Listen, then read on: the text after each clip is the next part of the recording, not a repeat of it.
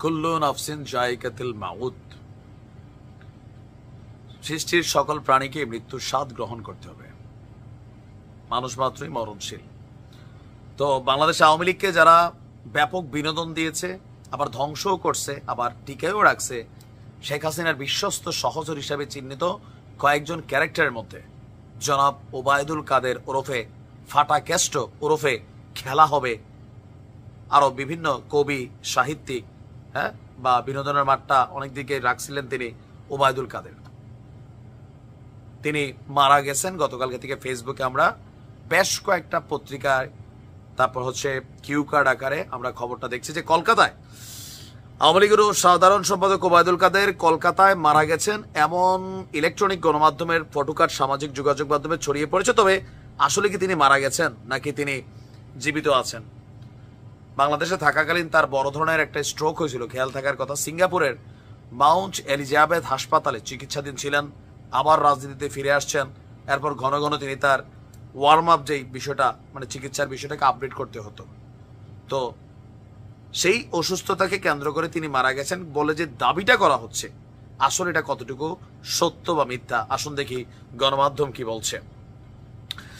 যে এই গণমাধ্যমগুলোর ফটোকার্ড কিংবা সংবাদ প্রকাশিত হয়েছে, যেমন ধরেন যমুনা টেলিভিশন অথবা ঢাকা পোস্ট অথবা RTV, তো তারা যে কিউ কার্ডটা বানায়, নিচে একটা লেখা থাকে, উপরে একটা আইকন থাকে, আপনি গুগলে সার্চ করলে তাদের এই যে লগোটা এটা আপনি পাইয়া যান। আর আজকের যুগে এসে যেখানে ডিপফেক ভিডিও চলে, সেখানে একটা ছবি বসানো, এটা লেখা এডিট করা খুবই সিম্পল একটা ইস্যু।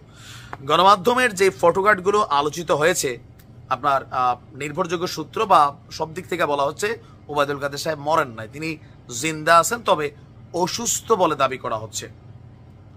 সম্প্রতি সম্ভবত কলকাতার কোন এক হাসপাতালে তিনি চিকিৎসা নিতে গেছিলেন, ভারতে আছেন, যশোর দিয়া পালাইছেন।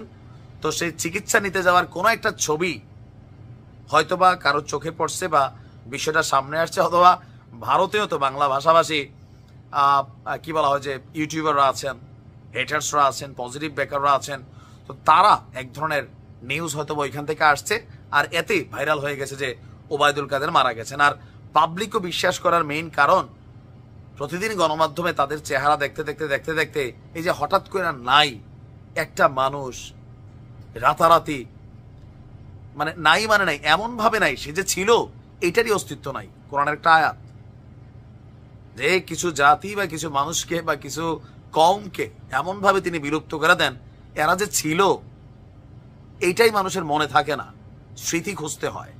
তো ওবায়দুল কাদের সাহেব তারা ফেসবুকে অ্যাক্টিভ না, কোনো টেলিভিশন গণমাধ্যমকে সাক্ষাতে অ্যাক্টিভ না, কোনো অডিও কল বার্তা ওবায়দুল কাদেরের নাই, যার কারণে এই ধরনের গুজবগুলা ডালপালা মেলার সুযোগ পায়। অসুস্থ এটা সত্য, হাসপাতালে গেছিল সম্ভবত, বাট মারা যায় না। আর যে ছবিগুলা, ওই যে যখন স্ট্রোক করে সিঙ্গাপুর গেছিল, ওইখানে হাসপাতালের আমাদের ইউটিউবার বা ফেসবুক কন্টেন্ট ক্রিয়েটাররা মাশাআল্লাহ অনেক শিখে গেছে, কার হাত কার গলা কার ঠ্যাং একসাথে জোড়া দেওয়া যায়। আমার একটা লাগাইছিল নিয়া, তো এরকম মাশাআল্লাহ অনেক ভালো ভালো জাহেল আছে যারা এই ধরনের এডিটিং করে। ওবায়দুল কাদের মারা যান নাই, তবে জাতির বড় একটা অংশ ওবায়দুল কাদেরের মৃত্যু দেখার অপেক্ষায় আছে, কিন্তু এরকম স্ট্রোক করা মৃত্যু না। আমার ধারণা জামাতের প্রত্যেক নেতাকর্মী দেখতে চায় আগামী পরশু ওবায়দুল কাদেরের ফাঁসি হবে, সরকার আয়োজন করতেছে, অমুকের ফাঁসি হবে, তারা এই প্রতিশোধটা দেখতে চায়। অন্য দল কতটুকু চায় না চায় জানি না, বাট জামাত চায়। ভালো থাকুন।